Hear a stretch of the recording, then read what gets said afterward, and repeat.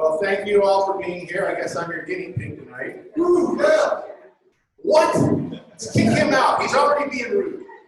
I want to thank Lisa, because I know just from talking to her the other day over the weekend and watching her games, she's already having fits because of technology, and I can respect and appreciate that. Technology is our friend until we need it, and then it always messes up. But, thank you for your effort, and hopefully we've got people that are able to see this now and later.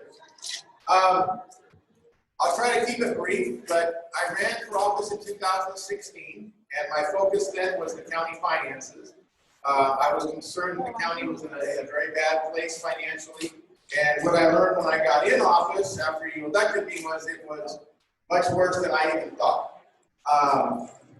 We were in a bad place. We owed $2.5 million in vendor debt. It was literally stacked in the finance office, and we had a couple $100,000 in the bank. So we were not in a good place. We had to make some hard decisions and do some difficult things, but we were able to make those things happen, and we have turned things around. And I can tell you we are definitely in a much better place today than we were 4 years ago, and I'm happy about that. Now, does that mean we're where we need to be? No, we have a long way to go, and there's going to be more decisions being made, and we'll keep working at it until we get it where we need to be. But we have made a lot of progress. I will tell you that I see myself as your representative, as the taxpayers, and I have never shied away from standing up for you as the taxpayer. If you look at my voting record, you'll see that I voted no on 2 of our county budgets.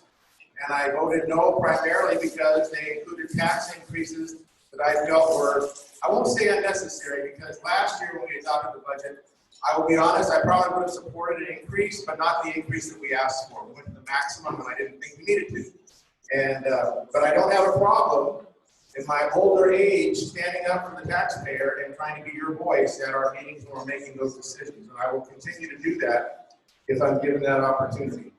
I'm sure you're aware, but in case you're not, so I'm a county supervisor.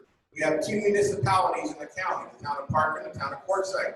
My relationship with you, as your residents of the town, my relationship is a little bit different because I don't deal with your roads or your planning and zoning or your code enforcement or your police. I don't deal with any of that because you have your own town government.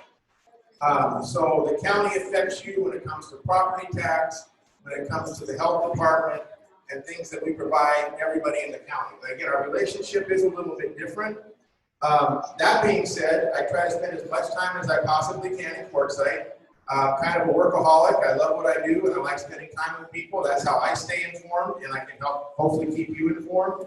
So I attend a lot of town council meetings. You probably, if you go to town council meetings, you'll see me there from time to time. I try to do that when I can. And I've attended just a boatload of events in Quartzsite over the last 3.5 years. And I like doing that because, again, I like the camaraderie and being around people in those kind of events. One of my favorite things, I shouldn't say favorite because then that means everybody else isn't. I love all the different organizations, but I really hold in high regard the Friends of the Quartzsite Food Bank. And I say that because I see them as a model of what I would like to see more of in the county. And I worked for an organization that I helped form about 26 years ago. I worked for them up until I got elected in 2016. And that was a private-public partnership with the Players 9th Street Youth Center operated by PACE in the town of Parker. And I love that model, and the Quartzsite Food Bank now is very similar. They're operating county buildings, county facilities, and we cover some of the expenses, but it's operated by a nonprofit organization. And I really, like I said, to me that's a model, and I really appreciate what they do over there at both Carol's Cupboard and Carol's Closet. So a good group of people, and I enjoy being around them and trying to help them if we can. I'm trying to stay Quartzsite specific tonight because I guess that's probably why you're here. One of the things I'm also proud that I was able to work on, in my first year in office, I tackled Ted's truck stop. It had been sitting vacant and barren for many years. And so I kind of took that on as a little project and worked with the county attorney's office and then others, and then eventually brought a broker in who helped us do the auction. But we were able to sell that property and collect enough money in the sale that we were able to pay all the back taxes to all the districts affected. Remember, when you pay your property tax, you're not just paying the county. You write your check to the county treasurer, but you're paying taxes to the county, to the school district, to the college district, to your fire district. Well, all of those entities that touch Quartzsite, they had money owed to them for years from the 10th truck stop property. So we were able to get that property sold, collect those monies, and make all those districts whole again. And I thought that was a good thing. As I mentioned, I like to attend a lot of different things in the area just to stay informed. I will tell you going forward, I want to continue working on what I refer to as non-tax revenue, so we don't tax people to death. And I'm very proud of what we've done as a board in the last few years with the solar project. We have acquired the property along I-10 out by Hobart Road, about 6,000 acres. We already have an agreement with a company who's going to build solar fields there. We're generating revenue in this year's budget from that project, a substantial amount of money, but that money is going to grow and grow and grow over the next 4 or 5 years. And it's going to be very substantial when it gets built out. I'd like to see more things like that. I want to maintain my focus on the county finances because, like I said, I still think we have room to get better there, and we'll continue to do that. And in that regard, my focus right now is discipline. We're doing better, so everybody's anxious to want to do more, and that's great, but I want to maintain discipline on our spending so we don't get too far out in front of ourselves, because I don't ever want to see our county go backwards again on our finances. I think that would be horrible. I'll leave you with this, because somebody asked me, yes, I have an opponent. If you haven't voted yet, when you do, you will see another name for District 2.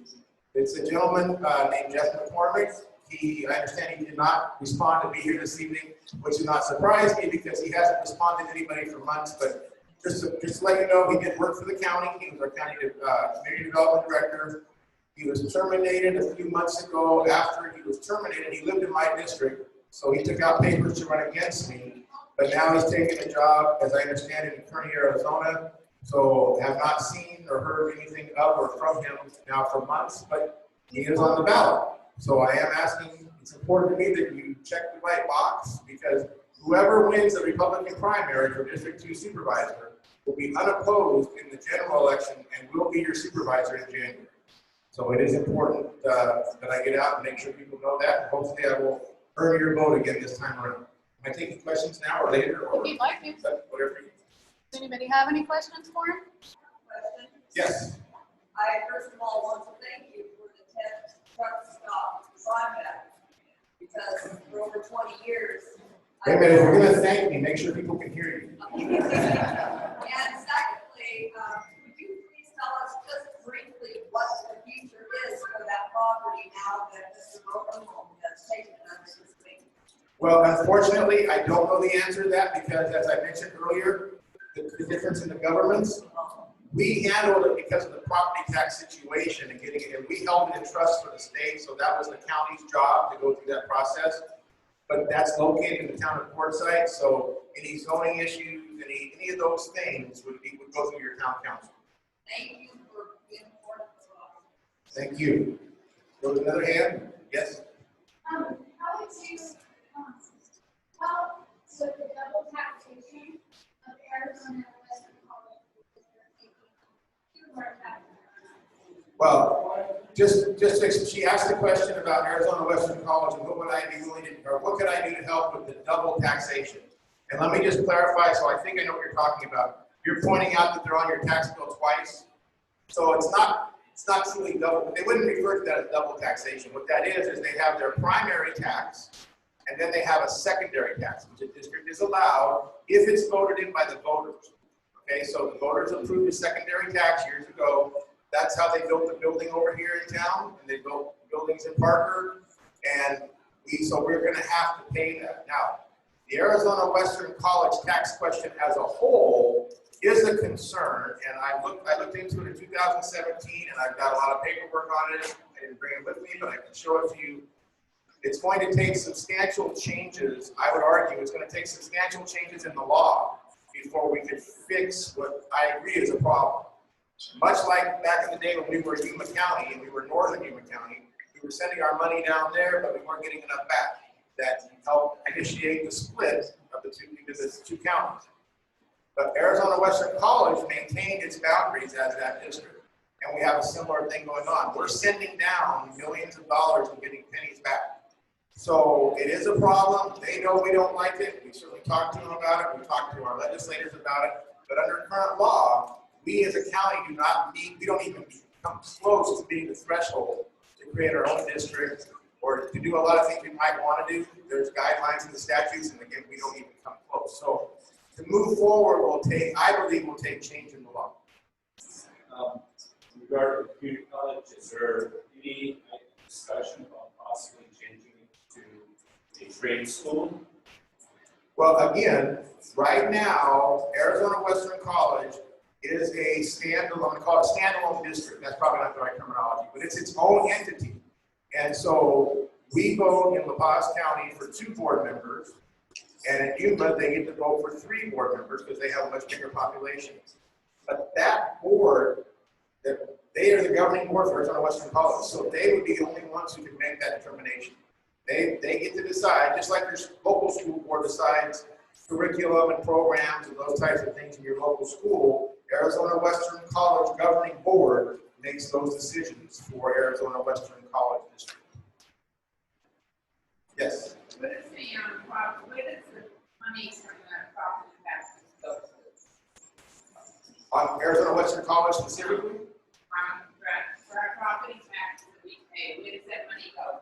Ooh, well, the better way for me to explain that, and I've done it before, but again, I don't have anything with me, but I can get with you, or I think you might be able to find it online. I don't know if Leah has it online, our county treasurer, but each year, you should see it on your tax bill, but there's definitely a breakdown.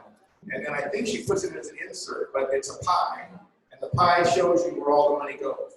But when you pay your property taxes, if you look at your property tax bill, what you will see is La Paz County receives $2 and some cents per $100 of your valuation of your assessed value. Arizona Western College receives actually more than La Paz County does. But then you're also paying your fire district, if you're in one. I don't know exactly where you live, but if you're in Quartzsite, you're paying your fire district. You're paying your school district, and I don't know what other districts you might have, but you're paying the county, Arizona Western College, your school district, and fire district. Oh, and you're paying Bicentennial Union High School. So, and then I can break that down on the county level, but what we do with our portion of it, which is all the things the county does, but the other districts would have to speak for themselves. They establish their budget, they create, their tax rate is created through that process. But that's where it's all broken down that way. Anybody else? Oh. Do you feel that we're getting the money's worth from Western College?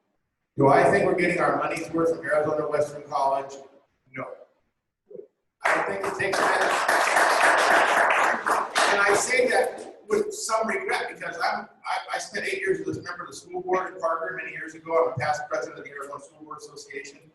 I consider myself someone who supports education, but the numbers don't cut it. And it's not, we're not getting our fair share by any stretch of the imagination. And it doesn't take a college education to know that. I'm giving you hope. So for the next term, what are the 3 top priorities for the next term? What are my top priorities for the next term? Well, to bring the solar field, to continue that project and bring it to fruition. So generating ultimately the revenue that I believe it will, that it can. I would like to see us, and again, I don't want to talk down to anybody, but I don't want to overcomplicate it. I would like to see us build a reserve in our county funds, but we have some impediments to that. We actually started down that road in 2017. We wanted to start working towards $1 million a year to be put in reserve, again, so we don't get in trouble again.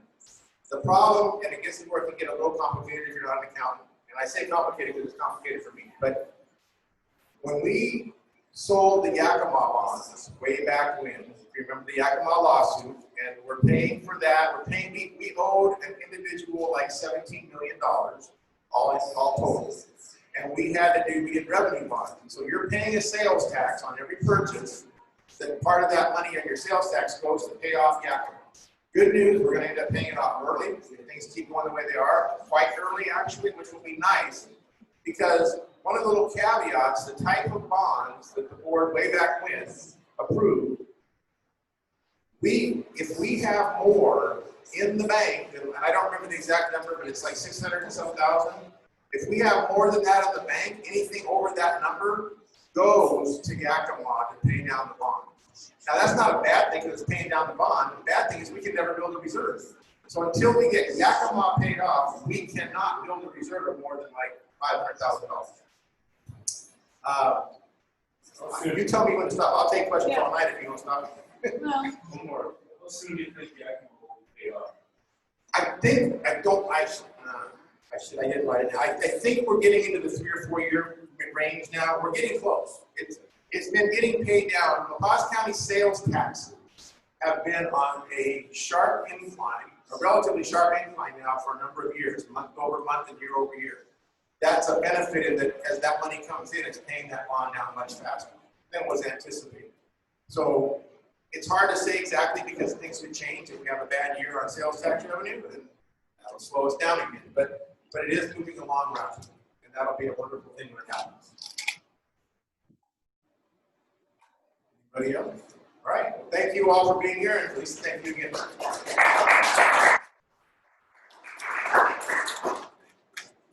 right, next we're gonna have Holly Urban and Zach.